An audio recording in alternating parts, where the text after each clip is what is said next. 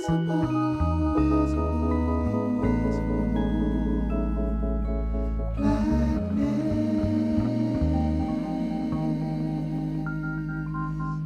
your host, Adrian Younge. Before Black Panther, the black superhero existed in many forms, from the Haitian revolutionary Jean-Jacques Dessalines to activists like Ida B. Wells and Frederick Douglass, or even fighters like Jack Johnson. In a more obscure manner, blacks have served in segregated armies that refused to engage in battles against their Asiatic black brothers in the Filipino-American Wars like David Fagan, or even the 18 black Americans that took part in the 1936 Berlin Olympics to prove our worth on an equal playing field in spite of the racism that was going on back home, the racism that inspired Hitler's Mein Kampf. I mean, revolutionaries like Melvin Van Peebles that for the first time really stuck it to the man. Now, I could go on, but these people are products, they're fabric that changed the way America saw the displaced African, the only immigrant to arrive without a chance. And on that note, I want to share with you one of my personal black heroes, an actor, martial artist, producer, director, former DJ, dancer, school teacher, father, an international celebrity with a credit list way too long to discuss, a person that so many people look up to, a dear friend. I'd like to introduce you to no other than my brother, Mr. Michael Ja White. How are you, man? I'm good, brother. Good to see you. It's always good to see you, man. So much to talk about. We go way back. But first of all, I'd like to start with your origin story. Before your fame, you were a teacher, you mentored people. Can you talk to us about, that time in your life, like what your visions were for the future? Talk to us. Well, yeah, I started out, I kind of had a little bit of a rough upbringing. I then, I found a talent I had with teaching. And I was a school teacher for emotionally disturbed kids, like special ed, which was kind of like I understood them because they were like me. And so I had a unique insight to it that, because I felt like a lot of people in the special ed area didn't grow up that way and didn't understand it from that level. So it was something that it stuck with me, and it actually kind of helped me with my later with my career in acting, just staying rooted into just staying connected to my roots. But yeah, I was a school teacher, and then but even in my heart for a long time, I always had the soul of an artist. And when I reflect back, I used to do my own movies when I was 10 on Super 8 film and edit it in camera. When I was in 3rd and 4th grade, I used to put on puppet shows, for the class. And I guess the lesson learned is like you can't hide from who you really are. Eventually, going into college and thinking I was going to be a lawyer and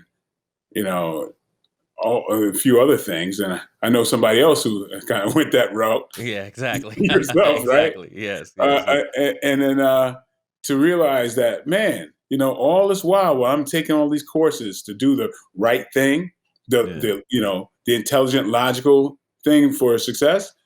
All that time, my heart was into creating, like stories and telling these stories. And so it's like, man, it's weird. It was weird. You come full circle to find out who you really were in the first place. And now I'm a grown man doing puppet shows. So then how did martial arts come into your life? Well, martial arts came into my life in such a way where I really was attracted to it because as an artist, I was living in a harsh environment. And what you tend to do. That's New York. Yeah, I was in Brooklyn, then later Bridgeport, Connecticut, which was far, far worse. It was a tough environment, a lot of friends I had got killed, and there was a lot of craziness going on. And I think by being an artist, what you do, I mean, as an artist, you feel deeper than a lot of other folks. Right. My brother, who was an engineer, was completely opposite, and even though we grew up in the same household. But as an artist, as somebody who was very empathetic, I had to kind of build this armor that would shield me from my environment. And I think martial arts just kind of was very attractive to me. And so I put a lot of energy in that and building that armor. And so, so that's really, I would say insecurity was the first thing that led me toward our martial arts. Like, I think the majority of people who get into martial arts at first, to be honest, to be completely honest. And then it became really my haven. Wow. Yeah. So it's interesting because as a martial artist, you became, one of the first to portray a major Black comic book superhero in the motion picture Spawn. So what did that mean for you, and how did that change your life? Well, I mean, at first when I auditioned for it, I didn't really realize the magnitude of it. I didn't realize it was the first Black superhero. But yeah, it was a life-changing experience because of the platform it had. When I go into working, my thing is just, when people sometimes think something's wrong with me because they say, well, like I'll book a role like that, and they'll go, well, aren't you happy about that? And I go, well, I haven't done anything yet. So I get happy when I completed something successfully. And so I was so focused on doing my job that the ramifications of what it meant nothing to me. So it's kind of like other people around me in my orbit, they were cherishing of Right. the position. Right. But it was over before I knew. And then so everything for me is in retrospect. And I go, oh, okay, that project has this historical significance. Got it. Yeah. Got it. So, it's interesting because listening to your upbringing, we've talked about it, briefly before, but it's analogous to Mike Tyson, who you played in the HBO movie Tyson in '95. And to many, he's perceived as a real life Black superhero after becoming the youngest heavyweight champion in the world, the baddest man on the planet, but he had his demons. So what kind of preparation did you have to do for this role? And, with all of Tyson's ups and downs, can you find positive messaging in his life story thus far? Yeah. What was weird is that even when I went for the audition, I was like, wait a second, somebody has to portray Mike Tyson. They got to sound like him. And they're like, yeah. I said, well, thank you. I got up to leave. And they said, no, give it a try. And I was like, okay, I never tried to imitate the dude. Yeah. And I got a call back. And I'm like, what? I don't look like that guy. We don't. Yeah. And then but then I saw the other people in the room. Yeah. I'm like, I look more like him than that dude. and so what the real trip is not so much of the looks or anything else. It's that we were so amazingly similar in our upbringing and behavior. Yeah. That was me, man. Like, I'm like, damn, like when I talk about the sensitive nature of somebody who feels deep and growing up in a surrounding that's harsh, and you have to build that armor. And that's exactly what Mike Tyson did. Exactly. He and I were both 15 years old fighting grown men and beating them. And that's a trip for somebody that age to have this strength, this universal power that the world kind of bows to. Right. And that undue power for somebody so young is intoxicating, but it also screws them up, Right. because you start not respecting anybody unless they can whoop your ass. Yeah. You know what I mean? And luckily, I didn't have the whole world on over my shoulder like Mike Tyson did, and I had enough separation to go, okay, yeah, that is something that the world is designed to worship since the gladiator days. Mm-hmm. That's something universal. And that kind of power for a young man can really screw you up. And so I knew to step back and go, no, I have a lot more than just beating the hell out of somebody for your enjoyment. And Mm. so I stepped back to say, I'm going to become um, the best martial artist I could be. I I sought to, even in matches, to control, like, so I say, okay, instead of really devastating you, to control it to where I defeated you, but I don't have to like hurt you because I'm dealing with all these demons I had inside and I'm making you pay for them. So then a lot of stuff with the fighting thing no longer served any real deep satisfaction for me. Wow. Yeah, so I stepped away from that. But resolved, I kind of always since then trained with like the top martial artists and top fighters, so I could get that release of competition and camaraderie.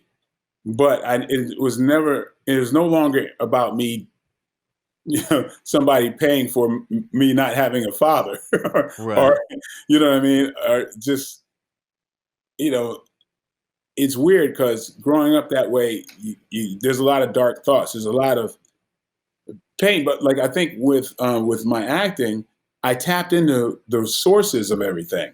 And once you know the source of stuff, it's hard to be taken in by it anymore. Got you. Got Yeah. you. That's really interesting. And while you're going through all of these internal struggles, did being black have anything to do with this and having this power? Well, there's a component, of course. Uh, you know, the way I look at things, I look at things very neutral. I don't look for the racial component in anything. That's been a real source of my success too. Um, because like if somebody, I encounter somebody and they're an asshole, well, they're an asshole. I don't Yeah. know if it's got anything to do with my color or not Mm. until they give me enough, information for me to discern the difference. I'm never going to go there. Right. Yeah. The thing about race for me, that why it's so confusing and so tumultuous, is that I think with black and white, we paint each other with such a broad brush, a broad stroke, where you've got just if you're trying to get someone's opinion on anything, you have to think, okay, they're smart, they're intelligent, there's witty, there's conspiratorial type minded people. There are people who are just not intelligent. People are downright dumb in every race. Yeah. Okay. And usually I've found that the more well balanced you are, whether you black or white, you seem to meet in the middle. And so when generally people say, "Oh, how would black people feel about that?" I go, "Which black people? The people who think very conspiratorial, the people who are very educated, the Yeah. people who are analytical." It's Yeah. like to say that black and it's like everybody's the same. To say that white and everybody's the same is a big ass mistake to me. Yeah. Where it's like you have to dignify, delineate which person you're talking about. Because the thing is, like the black person that the racist or that the racist despises, like say like the old stereotype of somebody who's trying to just get over on, not working, what we can probably say, oh, the worst of our representation. Yeah. That person Yeah. that the white person doesn't like, I dislike far more than he does, because that person is representing me. Okay, now let's take the white people that we despise the most. Mhm. The entitled person who is, racist, entitled, and lazy, and don't, just wants to blame someone else for everything. Guess what? That white person that meets me in the middle despises that person probably Absolutely. more than I do, Absolutely. because that represents him. Right. And so it's just, I've always looked at it that way Yeah. and say, okay, which type of black person are you talking about? Because Yeah. it's so unfair to go, what do black people think about this? Yeah. No, You know what I mean? yeah, I totally Yeah. agree with you, man. Yeah. So on that note, when we talk about film, when we go Mhm. into the 70s, how did the 70s change the way the world saw the Black American? More specifically, how did the evolution of the Blaxploitation era empower this new nascent Black power generation? So we're going from MLK, nonviolence, then you have the Fred Hamptons, you have the Malcolm X's, and it's not that they specifically were denoting the fact that it's a must that we use violence, but they talked about the use of violence. And then you have James Brown with I'm Black and I'm Proud. You had Curtis Mayfield, Mhm. in songs saying Whitey, and everybody is having this new formed Black consciousness in the Mhm. 70s that we never had prior to that throughout the centuries. It's Mhm. a brazen form. How did the films of Blaxploitation change the way the Black American was perceived at that time? Oh man, it really. I mean, I'll first say this: everybody is going to look for uh, that narrative that supports their belief, right? Mhm. So, um, a prejudiced white guy is going to be, oh, uppity. This is uppity Yeah. film movement, Right. right? But then there are the white crowd that goes, "Oh my God, this is the coolest thing in the world! Look at this music, look at this style, look at this," and they embrace it and go, "Wow, this is so uplifting!" Right? Mhm. Yeah. So again, always different looks to things. For someone like me, oh my goodness, it was inherent in me, was this pride, was Yeah. this strength, was this voice that I was looking for, and it was right there in front of me. I'm Yes. going, that's what I want. That's what I feel inside. And that, when they said brother and sister, oh my God, still today, this is one of the most beautiful times. The people who downtrodden people who found themselves and found their culture and their resilience and their the love for who they were, the love for who they were as people. That, of course, threatened other people who always wanted to look at them a certain way. But it was such a liberating moment. Even to this day, to me, I feel like that was Black people at their height. Yeah, I mean, it was a time when it permitted Black actors to be the stars of their own narratives, the protagonists Absolutely. against the man, opposed to the typical roles of Mm. mammy and the subservient boys. And we were bringing this Black consciousness into film, into the silver screen. So, I always talk to people about the fact that when there was no social media, when there was no internet, when you only had, you know, 5 or 6 channels on your television screen and everybody listened to the radio, the world was a different place. Mm. And we all know that at the end of the 60s, beginning of the 70s, Hollywood was going bankrupt, Hmm. and these Black films came and saved Hollywood essentially, Mm. Oh yeah. from Melvin Van Peebles' Sweet Badass to Shaft. And then it's like, oh, people pay for Black movies. People pay to learn more about this Black idiom. So it was like it was a test in a way, It but was the first hip hop. it was Mhm. Yeah, it was a test. And Mhm. what's interesting is what you said about these perspectives. There was this dichotomy. Which side do you land on? And then Mhm. going also back into this consciousness, this black consciousness. We are not monolithic, so there's always two sides of the story. So you had the NAACP, the Southern Christian Leadership Conference, National Urban League, creating this coalition against black exploitation and calling it the ultimate hypocrisy, because while the other side is saying that no, it's empowering us, they're saying, well, it's a nihilist movement where you're saying we have these freedoms, but we're exposing, or more so making these overdetermined stereotypes that white people had against us more formidable. And the issue is whether that's uplifting us. But just like you said, it bring black culture into mainstream culture really for the first time in America, Mhm. directly, Yeah, we you were know? heroes, man. It's like if you look at it, like we had alpha male and female heroes that we don't have today.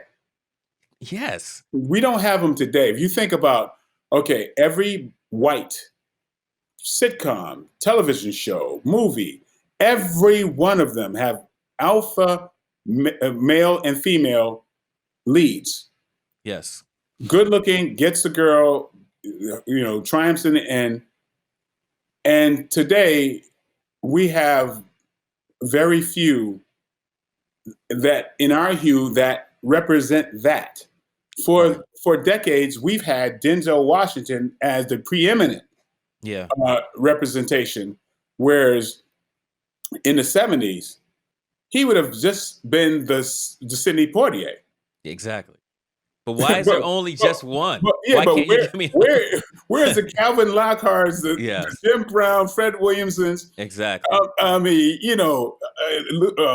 just so there's so many. There's Right. so there, we've had every the Bernie Casey's, the man, Robert Hooks, all of these magnificent leads who had all of the same criteria as any lead in a white production.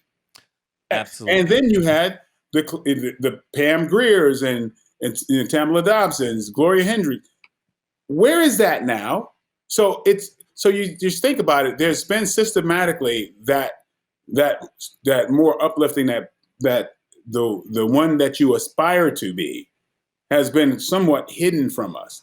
And the gatekeepers have said, no, this person's safe enough. We'll put that person in that position. This is going to be your pinnacle. This is going to be who you that we're only going to give you to follow You know, because it wasn't chosen by us. it's interesting because before we had these black films on the silver screen, we had our black periodicals, we had our Jet magazines, our Tan magazines, our Ebony magazines.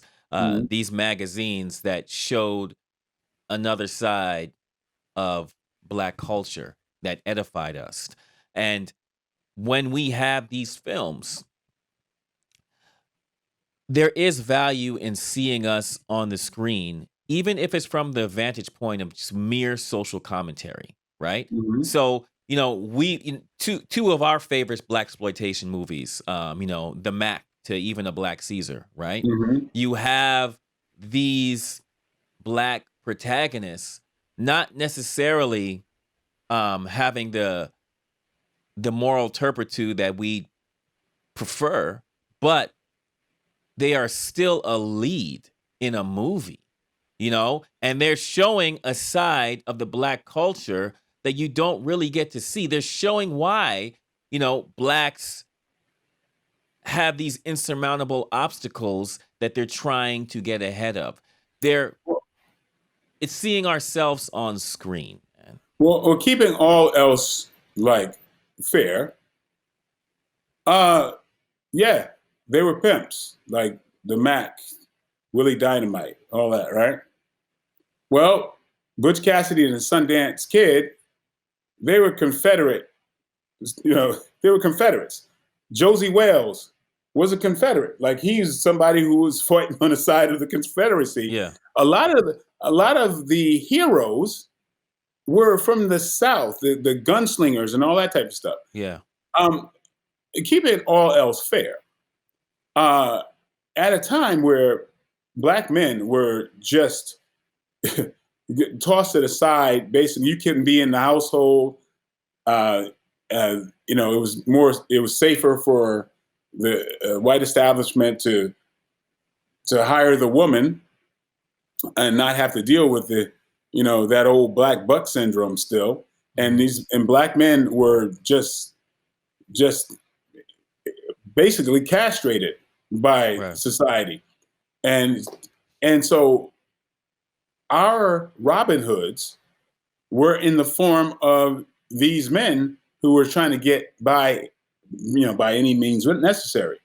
I know it's a little twisted way of, heroicism, but this is what caused me to even write Black Dynamite or come up with it. Because I said, this is really interesting. When I realized one day I'm like, wait a second, the Mac, the Superfly, those are pimps. How the hell is my hero a pimp? Mm-hmm. And so I dug into it. I thought that's hilarious, but it's a real commentary for what has gone on, So on that note, you've enlightened me so much and are really partly responsible for me even being the artist I am today. We shared that special moment where there was an idea that turned into a plan, and then a plan that turned into a franchise. And obviously I'm talking about the superhero you created in Black Dynamite. So talk to me about, let's go back, tell the story about how that even came into form. Well, yeah, like I said, I one day reflected back on like our heroes and realized that some of our heroes were, up on posters and they were pimps. And I said, well, wait, let me really take a good look at this, especially looking at it from a contemporary perspective. It's kind of funny. And the 70s, I have a love-hate relationship with the term blaxploitation because a lot of these movies had nothing to do with blaxploitation. Like Shaft, there's movies like Shaft. So many movies existed before the term came out. Absolutely. But they get corralled in that term. Yeah. These were action movies. Shaft was written for a white man originally. Yeah. But realizing with this, the Black audience at the time were profitable, like hip hop. It's not like it's not like the white establishment didn't like money. They're like, wait a second, we can get paid. And so then the exploitive concepts the first true exploitive concepts were movies that had like no Black people in them, like movies from Italy, and they stick a Black guy in a scene and then and then act like it's a Black movie. Right. That was the first form of Blaxploitation that the NAACP rallied against. Yeah. And later it became the movies that were done on a dime that were kind of, got you into the theaters and had very little quality. Right. Those are, but then these amazing action movies, like Three the Hard Way. Are you going to tell? That's a studio movie. It's not a blaxploitation movie. Absolutely. At all. It's a studio film. It was bigger and tantamount to the Charles Bronson films and everything else those weren't white exploitation films. Right. So they were just action films like Shaft was. Yeah. You know what I mean? It's Shaft is Sam Spade. That is a detective action movie. But so looking at this amazing period in history where I feel movies were the best, music was the best, people had their voices. It wasn't like it wasn't bureaucratic. You had movies that were Welcome Home, Charlie, yeah. like you had movies all across the spectrum that dared to have their own voice. You don't have that nowadays. Right. You had musicians that had their own voice. Right. And and so I felt like to do a movie and just kind of like reality plus 10, but touch on the very same things that reflected the society at that time, how we were coming from the Watergate and all that, Yeah. and distrust of politicians and the beginning of, I would say, the they Yeah. movement. They're gonna do this. It's like that thing. Yeah. And how a lot of our movies had that kind of like the conspiratorial thing that we still have to this day. Absolutely. Because I'll tell you, our folks are the first to be like, I ain't getting that new coronavirus vaccine. Right. You know what they do. So it's like that's us. That's right. That's part of us. Yeah, that's part of us, man. Like when I think back, I think this was around 2007. I remember our mutual dear friend Scott Sanders. He hit me and he was like, "Yo, my friend Mike Ja White that I did this film with, he's writing this blaxploitation film called Superbad, man. And if we could get this thing going, you might be able to do the music and edit it." And I was like, "Oh, I love Mike, man." He's like, "Yo, come over and I'm gonna go to his house. Meet me over there." I remember the first time going to your crib and we was in the back, like by the pool, chilling out. And I just like fell in love with you, man, because you were just the kindest, most giving, most intelligent person. And me at that time, I was already such a student of the 70s and 60s, but working with you, it just gave me a even more sagacious and focused perspective on what happened back then. So, when we were putting together this trailer, I always tell people this was before YouTube, right? So we had to go to all these obscure little video stores and watch all these little movies and stuff. And then we shot something, put together, got financing, and were able to create a movie. And the way that you led the charge on this, man, I remember just sitting there and watching you. And, we would have the deepest conversations about the difference between 70s Black television and 70s movies. And I remember talking to you about this stuff, and I'm like, damn, dude, the layers. Just even like a Good Times versus a movie, like all the little things just to make everything so right. And all of those details, I've carried with me to this day, and it's one of the reasons why Black Dynamite is still such a crazy classic, man. Thank you, man. Yeah. It was like a perfect storm where we all got together. Who would have known that this young brother, you, had a garage full of nothing but 70s instruments, and you were so immersed in 70s. I'm like, when does that happen? Like each one of us was doing like 5 jobs. Right, exactly. And not only did you do the music, you edited the movie too. Right. Like we, us running around, getting the first trailer made. Yeah. That's just such an amazing memory. I mean, that's like, man, that was just such a magical time. It was a magical time. It's us reaffirming the fact that if you could dream, you can make it happen.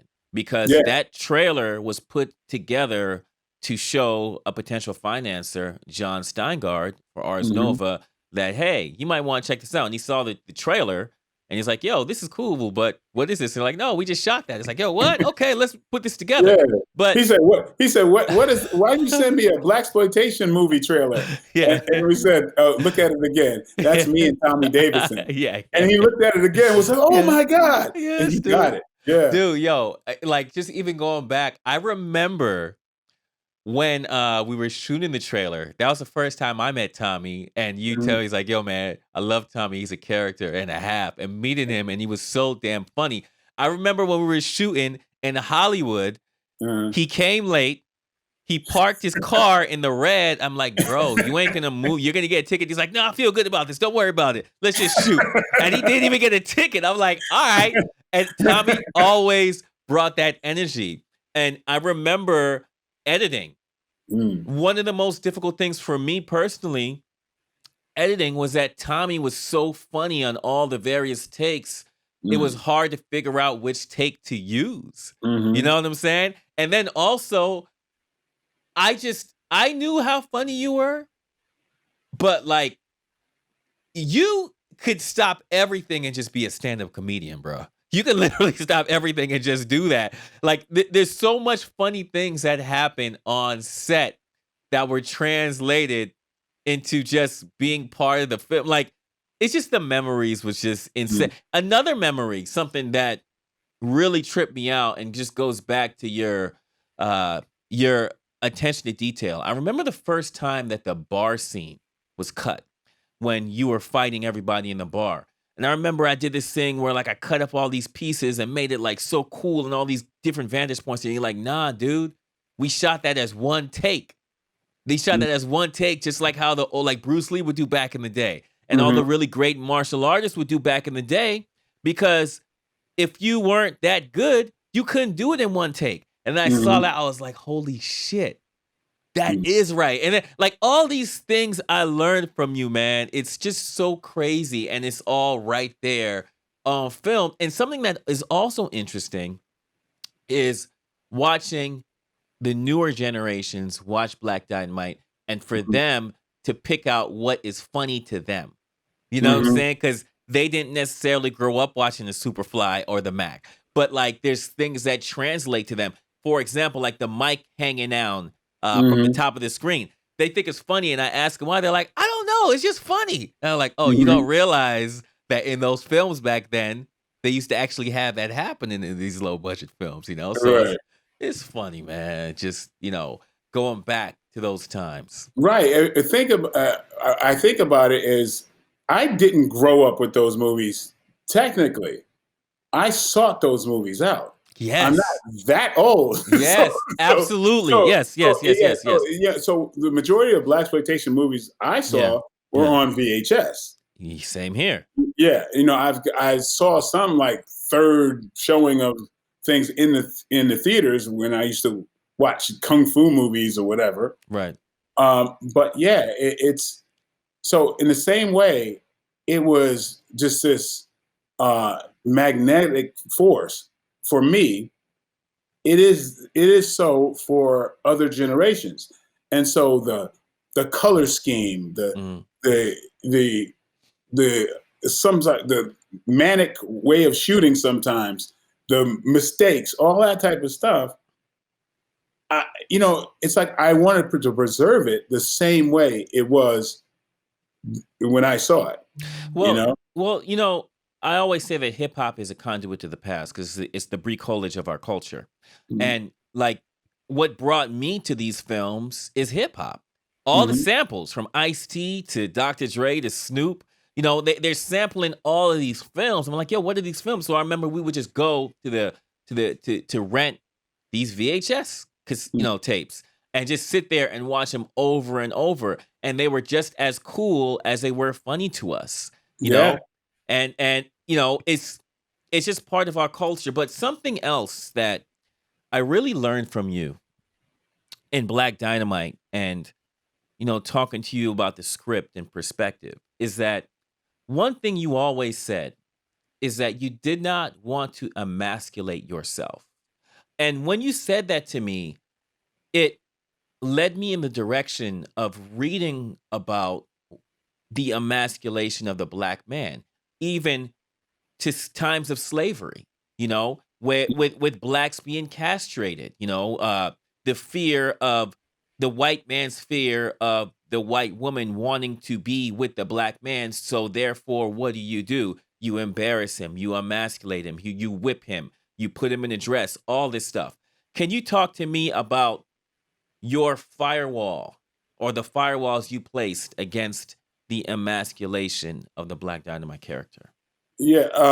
Well, I mean, that's just something that, you know, Fred Williamson, Jim Brown, being somebody who looked up to those people, and why, Muhammad Ali, all that. We know what we're up against, and sometimes, I mean, the mistake is to think of it as this evil mustache twisting executive that say we must bring the black man down. We must like, it's not that overt, and to pretend that it's that overt, you're doing yourself a disservice. Absolutely. Yeah. Even though it may be funny to them, and they like, I don't think about this for a second. If a black man were to buck and coon and wear a dress, would white people dislike him? Why should they? Would they find him entertaining? Why wouldn't they? If a white man does the same thing, will we have any problem with it? If a Jewish person is derogatory about Jews, are we going to be insulted? Why would we? Asian does a stereotype of an Asian. We may laugh. Other Asians may say, I don't find that funny. Okay, I don't call it, see, the problem is there's a lot of conspiratorial people that says it's an agenda. Yeah. No, it's not an agenda. They just don't mind. Maybe, you know, and they may say, oh, we think that's funny. Yeah, you would think it's funny. Right. But now there's more of an innocence to it, in my opinion, than we give it. Like, we can choose to go, oh, you're just trying to, you're trying to castrate us. I don't think it's that. Even though in our ranks, if we look at it, oh, this character's wearing a dress, that character's wearing a dress. Oh, they try to tell Dave Chappelle to do, yeah, because they think it's funny. Right. They think it's funny. Why shouldn't they? See, that's very interesting because I agree with you wholeheartedly. And my thing, I always have this balance between intention and the know or should have known standard. So in law school, they teach us there's a standard where you're culpable if you knew or should have known. And the example that always comes to mind to me is there was I think there was like a Black Dynamite screening in Czech or wherever it was. I forget, somewhere out there. And there was people coming to the theater in blackface and an afro, right? Did they intend to do anything that has any malice or racism behind it? No, they were trying to celebrate culture. So the question is whether that act is racist. Well, to me, it's a know or should have known standard. Did they know or should have known? I think in that case, they didn't know. And it's just about educating people and say like, yo. Absolutely. Yeah. And then, see, that's the thing. People need to understand both sides and meet in the middle. Because if you're going to tell somebody you're racist, right, and now they have to defend themselves when their intention was, oh, I just thought it was funny, you're doing a disservice to the whole thing. Right. Because now you've gotten people kind of afraid that they're going to do the wrong thing. And by you labeling them racist, and there's nobody who's going to say that you're wrong, especially in your own group. They're going to say, that's racist. And somebody's going to say, oh, I didn't mean it. Yeah, but that goes along with that whole conspiratorial thing as well. Yeah, of course you say you didn't mean it. Yeah. But yeah, you're not going to think that from their perspective, they're not going to see anything wrong. From our perspective, we're not going to see anything wrong if a Jewish guy says something like sounding anti-Semitic. Right. That was funny. But like, being that we are, because of our position and because of what we've been through, like, I couldn't imagine saying something that like anti-Semitic or using a certain term that a Jewish person is going to. I'm way, I'm way, you know, a lot of us tend to be way too empathetic because of our own Yeah, circumstance. exactly. Yeah. But if you're not from there and you're, Yeah. I mean, you know, like what, you know, white actors can wear a dress, almost all of them do. They Right. don't, there's There's nothing nothing. Right. that they're fighting against. They've never been Yeah. emasculated. Right. Right. Right. You know what I mean? Right. Right. So they go, well, you know, they may be guided by, hey, all else is, you know, all is fair. Like we think this is funny. Why can't you think it's funny? But then when, you know, it's like it should be easy to go, look, it's this way because of our imagery and what, you know, oh, I It's get it. connect. It's connected. Like Yeah, there's yeah. continuity to something that is systemic. You know. Hmm. So what happens is that now it's not as though the executive is acting with malicious intent. They may be acting in correspondence with a system that was created long time ago Hmm. that, and you know, at the beginnings, at the commencement, had, you know, racist motivation behind it. Yeah, So but stuff that they grew up laughing at, and exactly. so they're defending 100% of a pure heart on their side. It's like, no, I think this is funny, and I never looked at it as racist. But you're not empathetic to our situation. Right. We look at it that way, So and, so even to add on to what you're saying, you watch movies in the 70s and the 80s. Fag, fag, fag, fag, right? Mhm, You watch movies like Police Academy, where if you're a photographer, you're gonna be a Japanese dude with buck teeth, and you're always, you mhm, know, like, or if you're just an Asian dude, you're gonna be that. You're a martial artist or you're a mhm, photographer. You know, yeah, so like there were these things where we grew up and it's like, aha, that's funny. Going back to cartoons, you know, mhm, all the racist depictions in there, not all of them had a direct malicious nefarious intent, but in mhm, hindsight, and now we view it with this know or should have known standard, you just know where the boundaries are. But on that mhm. note, do you think Hollywood takes black television and cinema seriously in the 21st century? No, Why is that? I mean the numbers will support that. You could, you know, I mean, there's too much of that. I mean, you know, you think they would put, you know, look at Living Single and Friends. You know, it's the same show. It's the same show. Yes. Yeah. Yes. Yeah. So, you know, what do you think the energy they put in to one show as opposed to the other? Uh, I always say people are gonna, whatever their narrative is, whatever they already think, um, they're gonna find substance to support their negative thinking. Right. So, like, of course, I've heard growing up, I mean, especially in this industry, oh, black movies don't make money overseas. And I was taught to accept that as a reality, even though it wasn't. Hmm. Because I was like, well, wait a minute, why is Black Dynamite heralded all over the world? Why do we get a standing ovation in the Czech Republic? Yeah. Um, that's not true. Fact is, they that's black movies don't make money overseas.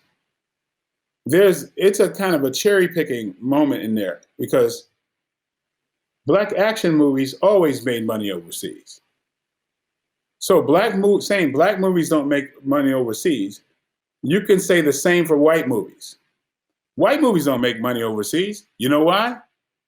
Because the majority of white movies are dramas and comedies, and you know the Czech Republic, France, Russia, they have their dramatic and comedic actors. They don't need ours. They don't need ours. What do they buy? Us blowing up stuff, big action like monstrosities, tentpole movies that happen to star mostly white people. Fact is, action sells overseas. White action sells overseas. Black action sells overseas. Plain and simple. There are certain like other genres like horror that sells overseas because it's the genre itself that is the star of it.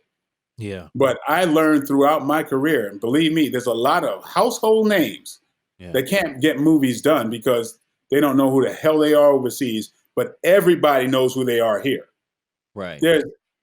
Those names are countless because I've been doing these deals and I'm going like, oh, we need, the company is like, we went out to this person. That I'm like, they don't know him in France. Right. And they're like, no, they know you because you kick people in the head, and they see. So it's the same. It's the same thing with earlier on Wesley Snipes in his heyday. A lot of people had no idea who Denzel Washington was because Denzel Washington did dramas. Wesley Snipes was Blade. He was doing Passenger 57. A friend of mine was a coach of. He used to be on the U.S. Olympic team, but he was a coach for the Russian track team, and they were coming over, and he told them something when they were flying over. They asked he asked them, well, what stars would you want to see? And they came up with two names. I forgot what the first guy's name was. It was like somebody like. I forget who it was, but it was like a Brad Pitt type of thing. And then the second name was me. And he's like, what? Yeah, Michael J. White, the blood and bone. And they were like, and he's like, Mike? Like, wait a minute, I know Mike. And they're like, and he went like, what about Denzel Washington? And they went, who? Denzel Washington. Oh. And then they went, you mean the guy from Book of Eli? Michael would beat him. And it was like, from their perspective, was completely different. And you just think about it. Who do we know from China? Right. Exactly.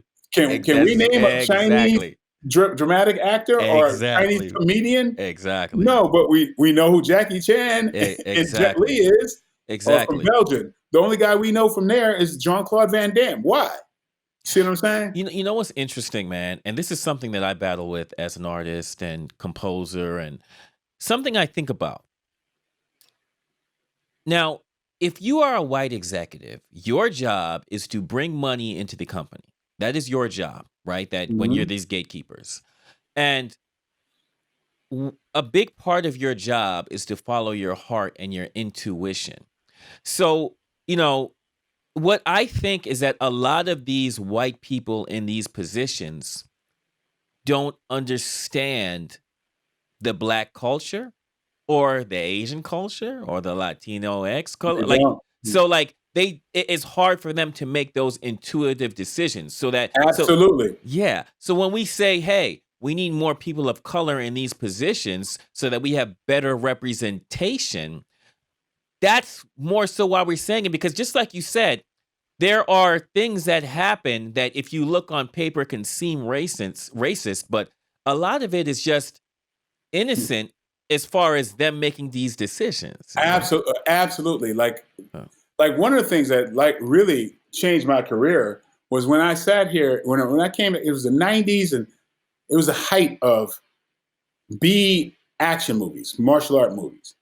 And there was this guy named Timac, good looking, successful martial arts. And I'm like, I'm watching I can tell you 12 different names of white guys who were getting these contracts just if they were able to throw a decent kick and act a little bit, because I was always somewhere down the ranks of choreographer or like maybe I play the bad guy or whatever, and so I've been really close to seeing this happen. And when Timac was never given that opportunity, I said, oh my God, they really are not checking for us. When you say, do they take us serious? I was like, not at all. Because Timac could have been a major leading action star if somebody just lifted a finger to call him, and but they were looking for no. We want to build a white action star and build, because I can't tell you how many times I was called on to find the white version of me. They say it. They Wow. said it exactly Damn. like that. Mike, we need the white version of you. I was like, instead of getting really pissed off, I'm like, I see how you think. Wow. And you don't think anything's wrong with that statement. When I Right. go, well, okay, you need somebody who can act and do martial arts and understand the action stuff, whatever. But of course, not me. Oh, of course not you. I know you've been in the martial art world, so who do you think that, because a good martial Wow. artist, and that we can give them acting lessons. And I swear this is true. Wow. I swear this is true. A major executive told me one day, I swear to you, he said, these are his words: "Wow, you could be as big as Tom Cruise. Too bad you're black." That was said to me. Because Damn. think about this. In this industry, Mm. there are there like, talk about, like, it's lulled you into this being accepted for this type of language. As an actor, you hear, oh, they're going black on this role. Almost any other kind of any place in society or business, you can't say that.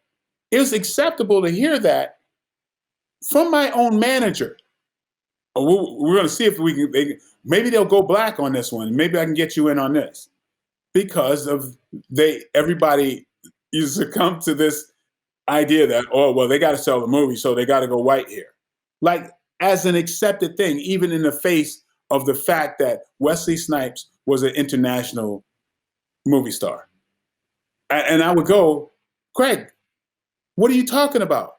Black movies. Well, you know how it is. Like, accept it. Guess what? So instead of quitting or resigning to that, I had to plot my moves to be the action star when everything was against me, because the biggest thing that was against me was that sentiment, even though I knew it wasn't true. But I had to fight against that very carefully.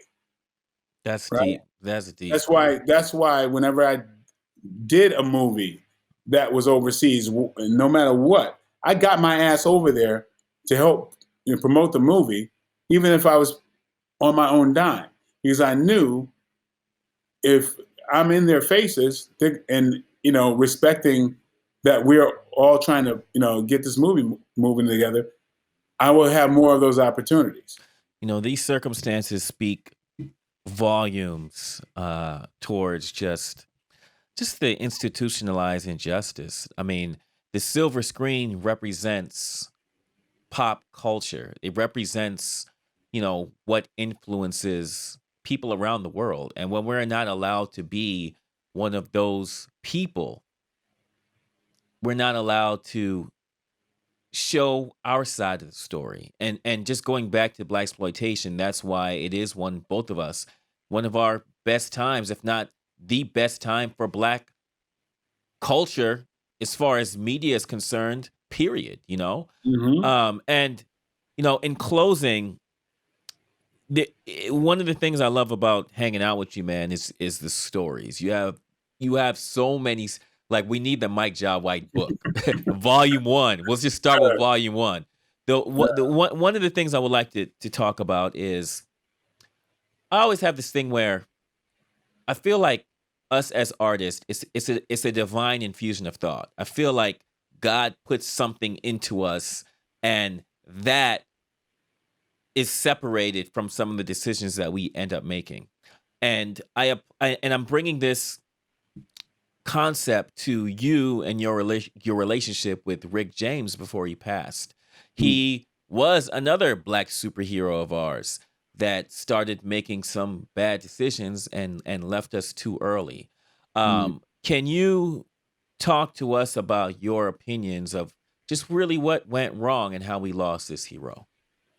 Well, yeah, it was a real sad thing. Oh boy, it's in my opinion, the his his resurgence back into celebrity and excess was that was the key to his demise. Of course, Rick James was, a comet early on. He went to prison. He came out. We had some mutual friends. This is why I really know him, because a really good friend of mine, a guy named Lanny Ross, who was basically Rick's conservator when Rick came out. So Lanny was really kind of boots on the ground and made sure that Rick kind of emptied back in to society, with his health and everything else. And so, we became friends, and Rick was doing quite well. What, like I said before on a post, he was one of the funniest people I've ever met.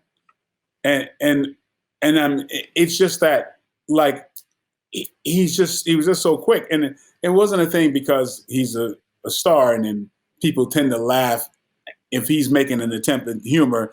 No, it's not that. Like, the guy really, I felt like he could go on stage with no material and just crack up everybody if you didn't even know who he was. Really zany thinker, great actor too. Because do you remember him in Life? I don't actually. The movie with I remember the movie. I remember the movie, but I don't remember. That was chasing them was Rick James. He did such a good job. You had no idea it was him. Wow. Damn. Yeah. I got to look back on that. You got to look at it again. He's that good of an actor. You don't even realize that's Rick. Wow. But like, it's funny because Rick always said he wanted me to play him in a movie. And I was like, come on, man. Yeah, man, I was your side. Yeah, I had some, I was puffed up. Like, he was, but man, he would have just get-togethers over his house. It was just so many laughs.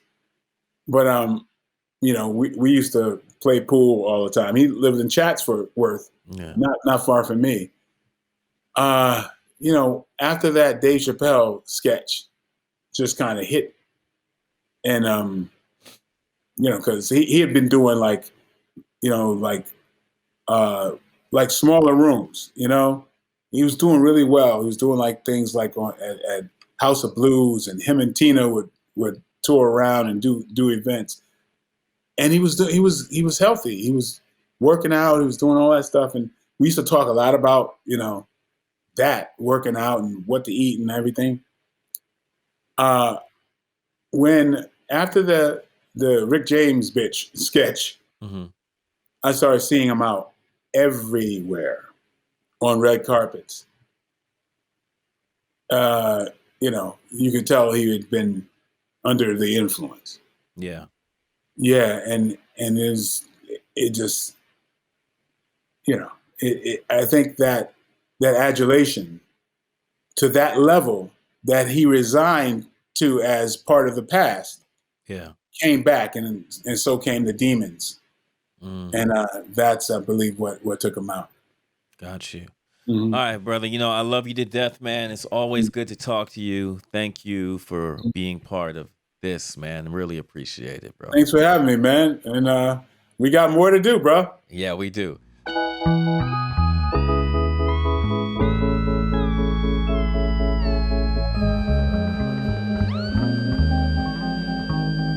Hi, this is Michael Jai White, and you're listening to Invisible Blackness.